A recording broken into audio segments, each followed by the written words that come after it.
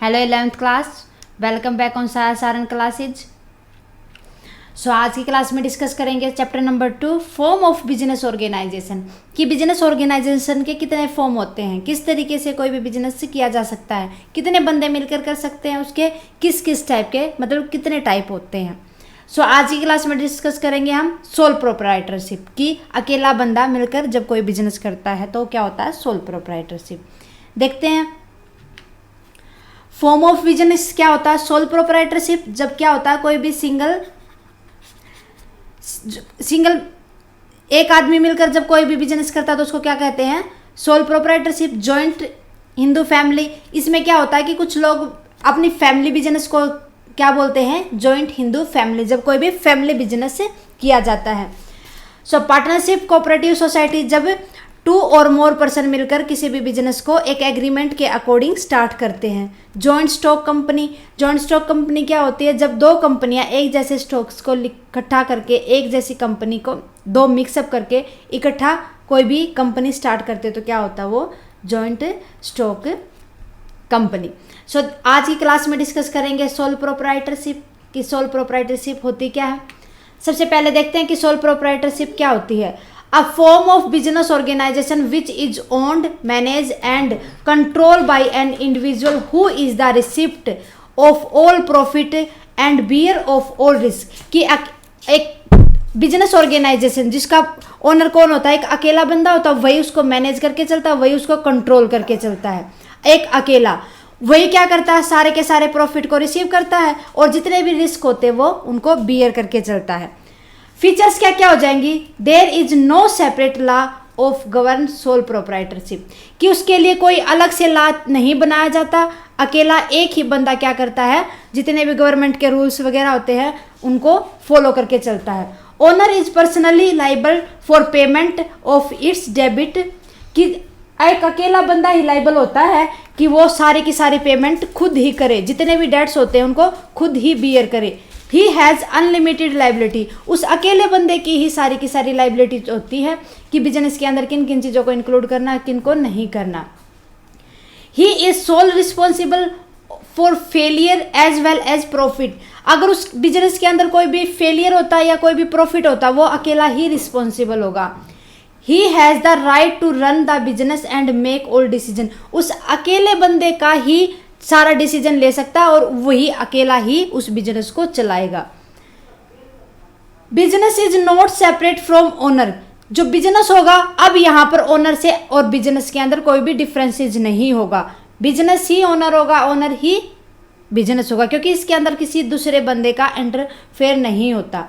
In case of death, incentive, bankrupt, physical alignment, imprisonment of sole proprietor will affect the continuity of business, अगर उस बंदे की death हो जाती है या वो बैंकरप्ट हो जाता है या उसको कोई भी फिजिकल अलाइनमेंट हो जाता है तो उस केस में उस बिजनेस को कंटिन्यू रखना है या नहीं रखना है उसका इफेक्ट उस बंदे के अकॉर्डिंग ही पड़ेगा। अगर उसकी डेथ हो जाती है तो बिजनेस को वो सोल प्रोप्राइटरशिप वहीं पर एंड हो जाएगी।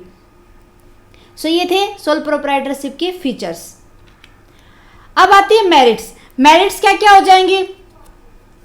Quick decision making as there is no need to consult other, एक अकेला बंदा होगा तो वो अकेला ही मैनेज करके चलना उसी चीज को, उसको ज्यादा किसी से कंसल्ट करने की नीड तो होती नहीं, तो अकेला ही उसी टाइम पे वो डिसीजन को ले लेगा।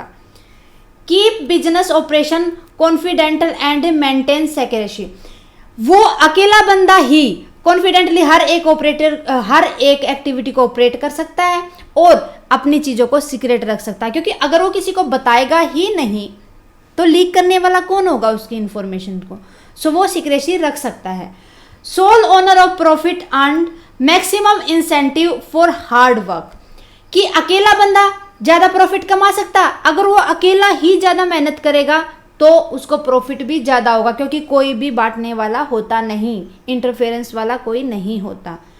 Contribution to self satisfaction sense of compliance, वो इस तरीके से काम करेगा ताकि वो खुद सेटिस्फाइड हो उसको, क्योंकि दूसरा उसको इंटरफेयर करने वाला है ही नहीं, दूसरा काम के बीच में बोलने वाला है ही नहीं, तो क्या होगा वो खुद ही अपने सेंस के अकॉर्डिंग अपने काम को करेगा, वो खुद सेटिस्फाइड रहेगा।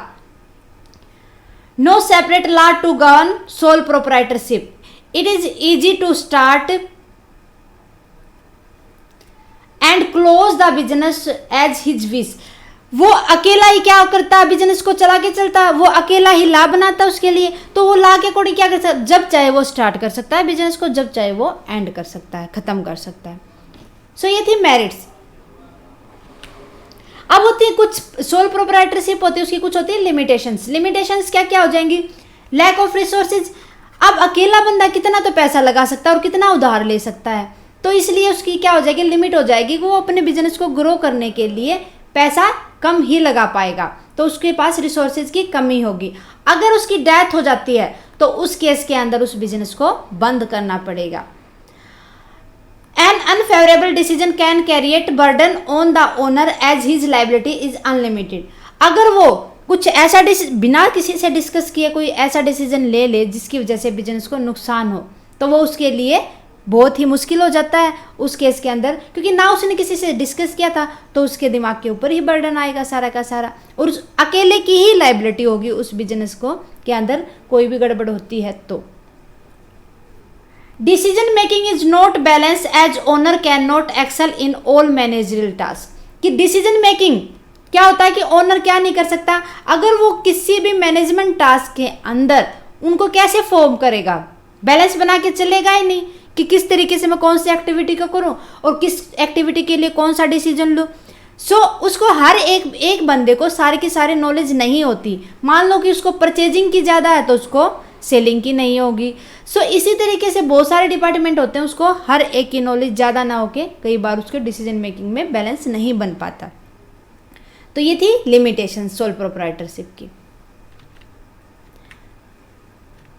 सो स्टूडेंट्स, आज की क्लास में बस इतना ही। मिलते हैं नेक्स्ट क्लास में जॉइंट फैमिली के साथ, जॉइंट हिंदू फैमिली के साथ, उसका फिर डिस्कस करेंगे नेक्स्ट क्लास के अंदर, ताकि हम इनके बीच में भी डिफ्रेंशिएट कर सके कि सोल प्रोप्राइटरशिप और जो हमारी जॉइंट हिंदू फैमिली होती है उनके बीच में क्या क्या होता है। तो नेक्स्ट क्लास में करेंगे जॉइंट हिंदू फैमिली टॉपिक हमारा। तब तक के लिए आप इसी की प्रैक्टिस करते रहो।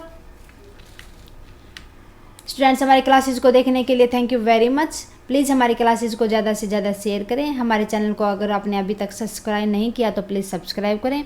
आपकी कोई क्यूरी है प्लीज़ आप उसको कमेंट बॉक्स में लिख दें, जितना जल्दी पॉसिबल होगा मैं सॉल्यूशन आपको दूंगी। So thank you very much.